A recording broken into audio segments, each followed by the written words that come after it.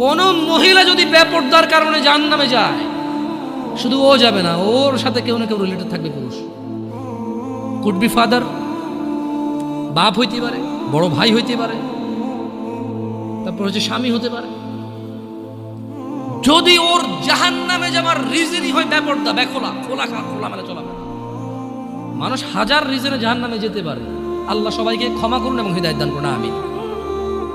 হাজারটা রিজন আছে জাহান্নামে যাওয়ার, কিন্তু যদি কোনো মহিলা, এমন মহিলা যার বড় ভাই আছে, যার বাপ আছে, যার স্বামী আছে, আর ওদের থাকা অবস্থায় তার এমন একটা অন্যায়ের কারণে তার জাহান্নাম হয়েছে, যে অন্যটা হচ্ছে তার কি খোলামেলা চলাফেরা, তার জেনাবা বিচারে চলাফেরা, তার বেপরদা অশ্লীল চলাফেরা, তাহলে ওই মহিলা একা জাহান্নামে যাবে না, সঙ্গে কাউকে নিয়ে যাবে।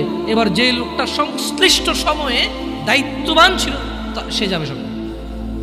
এটা খুব সিম্পল লজিক, কিন্তু কান টানলে কি আসে?